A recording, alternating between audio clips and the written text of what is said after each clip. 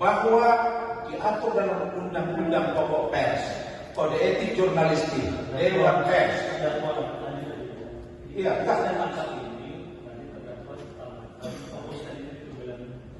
baik, ya baik kemudian. Saya mohon dicatatkan bahwa saksi ini melampaui kewenangannya.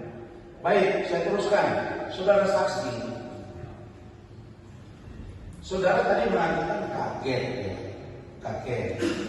Lalu kemudian ketika saudara diperiksa oleh penyidik, apa yang pertama kali saudara sampaikan kepada penyidik? Langsung ditanya sama siapa. Saudara tidak tanya, tapi katanya kaget. Saudara tidak tanya, kenapa harus saya? Iya, karena di menit 16 saya yang bertanya. Dari mana penyidik tahu bahwa kamu yang bertanya itu? Lah, bagaimana ceritanya? Terdakwa ini kan fokus dia menjawab pertanyaan dari penyidik. Bagaimana teknik penyidik nanti ada kaitan. Kalau memang terdakwa menganggap perlu dipanggil, nanti verbalisan itu harus terdakwa nanti. Baik yang mulia, sebenarnya keterangan saksi ini sangat menguntungkan saya tentang iklim dan sebagainya. Makanya saya hanya mengatakan bahwa cara seseorang diperiksa sebagai seorang wartawan itu ada aturannya. Baik, karena itu sudah abaikan, saya lanjutkan. Saudara, saya ingin penegasan. Benar tidak Iklim Hakim berada di posisi kanan ketika press conference? Kanan saya. Tadi kan sudah lihat di media. Benar tidak Iklim Hakim? Iya. Itukah Iklim Hakim yang sesungguhnya? Iya. Iya. Kemudian, benar tidak saudara menyaksikan dan mendengar kata-kata dia bahwa saya menunjuk dengan kata-kata pertama, sebenarnya saya tidak ingin menunjuk pengacara terkenal, tapi setelah saya pikirkan lama-lama, saya masih ingat BAP-nya, maka saya menunjuk Bang Rasman sebagai pengacara saya. Benar?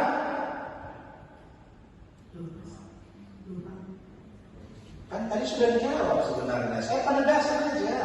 Iya, masalah kalau yang tadi. Iya. Maksudnya itu Iklim Hakim mengatakan, itu juga dibacakan sama DPU tadi. Iklim Hakim mengatakan, di awal saya tidak ingin memakai pengacara terkenal. Setelah saya pertimbangkan, maka saya memutuskan menunjuk Bang Rasman sebagai pengacara saya. Benar? Benar.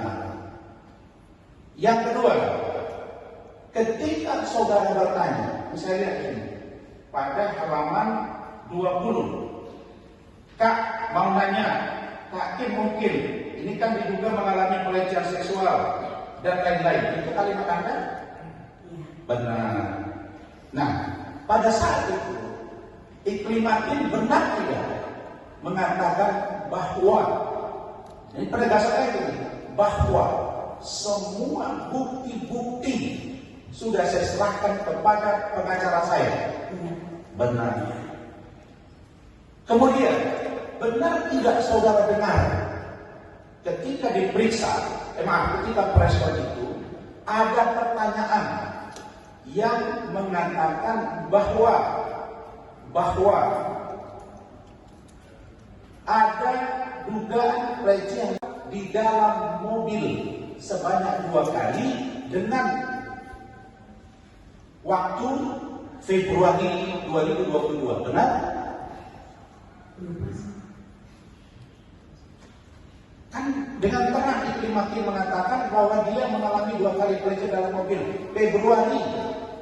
Kan ditanya sama wartawan.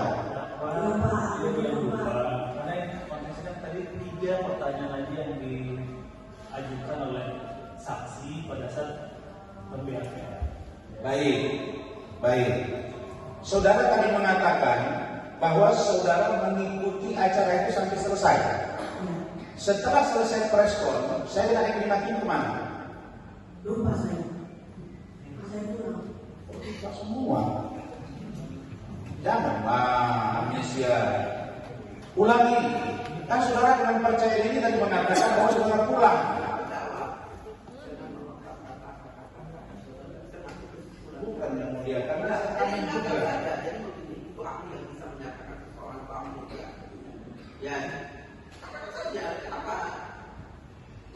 ingat yang ingat, sehingga saudara tidak menyatakan bahwa begitu. Kalau kita nanti saudara bilang ambil, ya, saudara nggak punya kapasitas. Ya, saya ulangi. Siap.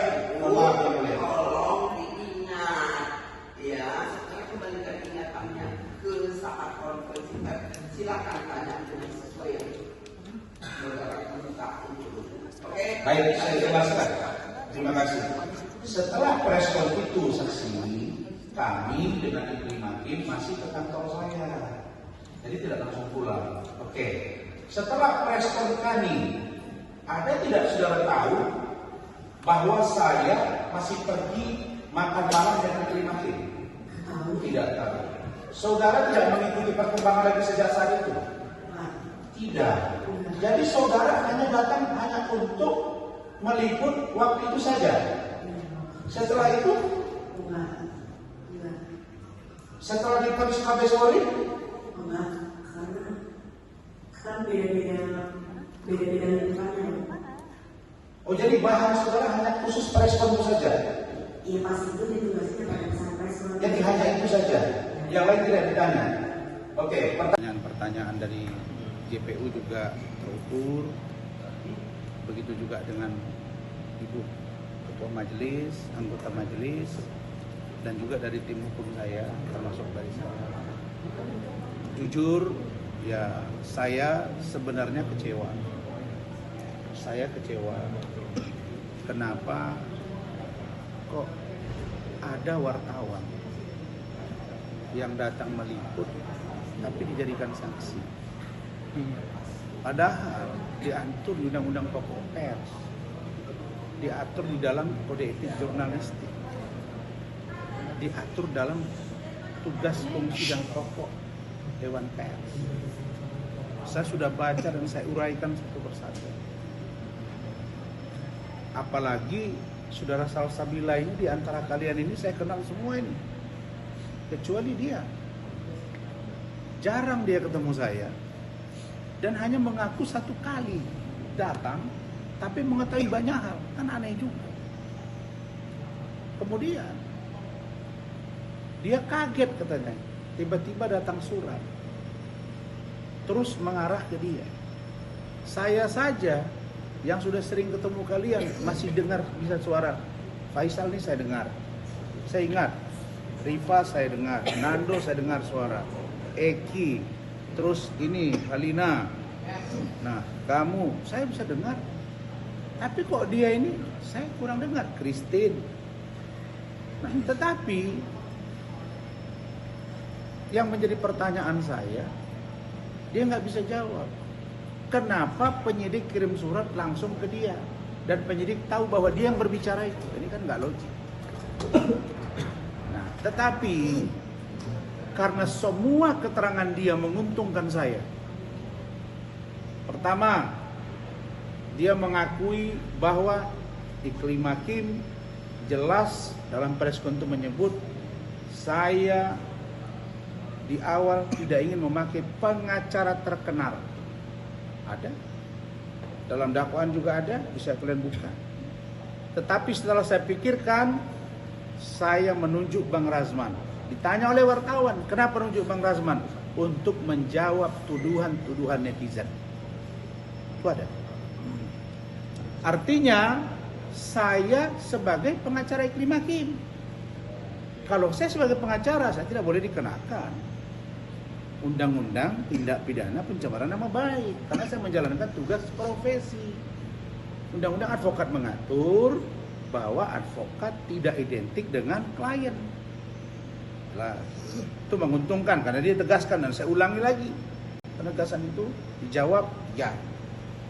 Yang kedua, adakah Iklim Hakim ketika preskon di kantor saya kelihatan nggak di bawah tekanan?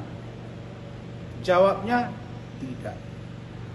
Kalau tidak di bawah tekanan, artinya apa yang dia sampaikan itulah fakta. Maka berbeda dengan pengakuan Hotman yang mengatakan sayalah yang mencuci pikiran dan mengarahkan atau memframing seorang Iklim Hakim mengaku bahwa dia dilecehkan. Kan begitu. Yang ketiga, Iklim Hakim juga dengan nada menangis mengaku dilecehkan dan itu di medio Februari 2022. Pengakuan dari Iklim Hakim ini dengan sebutan saya ketika menjawab pertanyaan wartawan diduga, tidak ada yang menuduh di situ. Maka sempurnalah menurut saya dan tim bahwa posisi saya sebagai lawyer dan keterangan dari Salsabila yang katanya bergabung di Indigo, terus bergabung dengan beberapa media, tapi anehnya hanya 1 kali di kasus saya. Nah, jadi Dewan Pers akan kami surati.